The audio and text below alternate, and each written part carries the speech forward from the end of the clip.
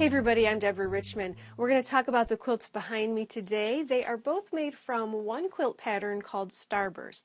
Now these are all half square triangles. I absolutely love patterns that have a very simple unit done over and over again to make a complex pattern. Half square triangles are super versatile, and so that's why I'm doing a lot of half square triangle things this year, and this is one of them. The goal with the quilt, let's talk about this quilt here. The goal with this quilt was to use a lot of scraps, and so I chose a white background, and then I chose all of my scraps. These are all from my scrap basket. Let me show you the block that makes up this whole quilt.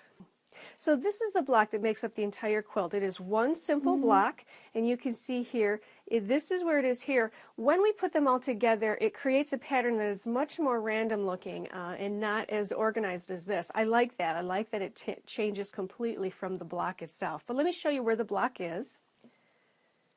So let's show you this one right here. Here's a block.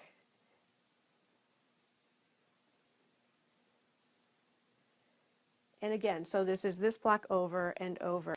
Now the way we're going to create those half square triangles is by using a product called Triangles on a Roll. I've done a lot of half square triangles, used the different methods. This is the one I find most accurate, and for something like this where all of the blocks are half square triangles, accuracy is very important. So here's what the product looks like. It is paper on a roll with lots of printing lines on it. And these are the guidelines we're going to be following. What I need for this block is 16 half square triangles. So I am going to use a piece of the fabric, a paper, that is this long. So this is 16 triangles when I'm done. So you start with a 6-inch strip of white fabric, and then on the other side, right sides together, you'll have your colored fabric. So you could use a strip of blue or a strip of red, whatever the scrap is that you have. Now, what I do is just one more step further than that. I want to use all of my scraps, even the really small ones. So when I have the two pieces of fabric together, this colored one, the second one, the high contrast, I actually piece several pieces together. Now what happens is when I create the triangles, some of the triangles will hit right across two different fabrics. I actually like that. It makes a really another level of interest in the quilt. Some of the triangles will have two different fabrics in them. I also found out that you don't have to use all the same colors in one strip. So for a while I was trying all the purples, and I would try a strip of all the reds. Found out that that really wasn't even necessary. You can do that, but I actually went farther than that, using just all kinds of colors that don't match. And with this type of a quilt, that still worked very well, because with this scrap quilt, the more colors you have in it, the better that quilt is going to look. And so this is a way, for me to use all of my scraps, and I call it my Scrapmaster plan. And so we put the two right sides together. We're going to pin the paper to it, and so you can see I've done that here.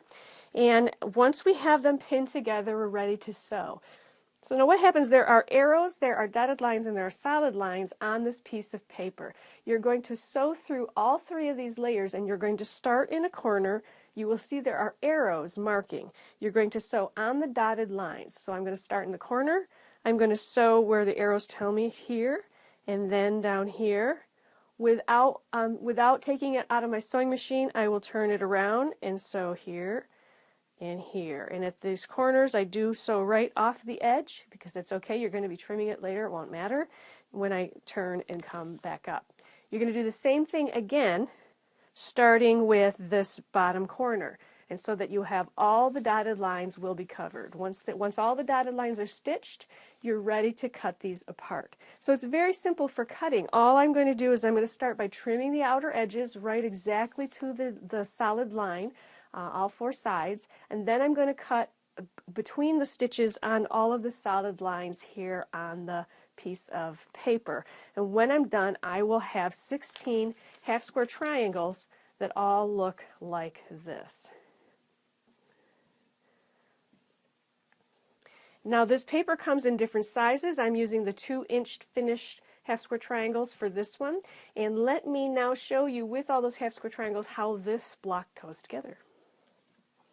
Okay, so now you see we have all the pieces ready to sew together.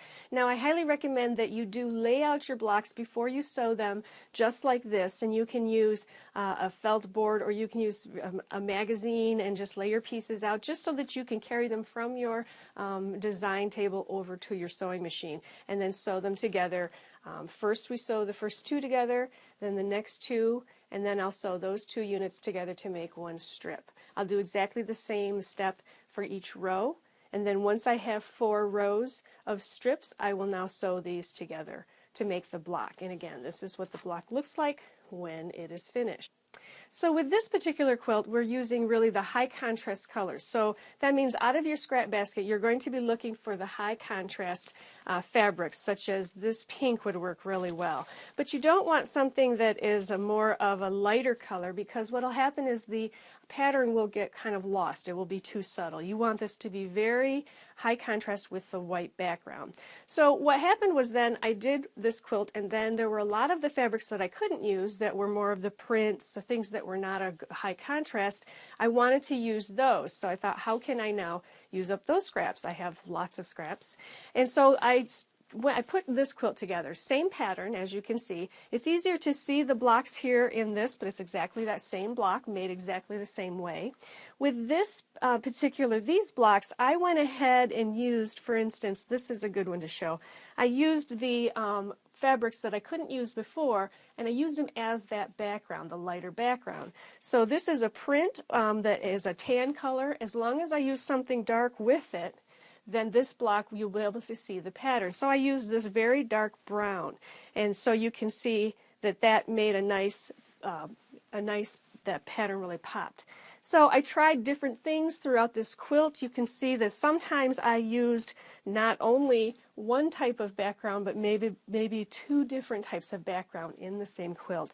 I pretty much decided when I started these blocks that the dark color would always be one color in a block, but then I could mix and match some of the backgrounds, so that would be okay. And I like how that turned out. The background in this particular one doesn't have as much contrast, and so this one you do lose the pattern a little bit, but again, play with your scraps and see what you like, because that actually, sometimes it's nice to be looking at a quilt and some of the blocks are very easy to pull out, and some of them your eye kind of stops over for a minute. I actually like that. I like that when you're looking at a quilt you have to you don't get the whole effect all just at once, that you really need to kind of take it in and look at some of the blocks. And some of those more subtle blocks will allow your eye to do that, to find those spots and look for that pattern. So again, I love the half square triangles because you can use them for so many different patterns. This is one particular block that I've done 2 different ways. This would also look very pretty in just 2 colors, this technique. The half square triangles is super versatile. I highly recommend the triangles on a roll, and I'll give you information below if you're interested in getting some for yourself. They make a nice, accurate half square triangle, which is really important for this particular pattern. Thanks for joining me. And be sure to subscribe to our channel. You can do so here by clicking the subscribe button. That way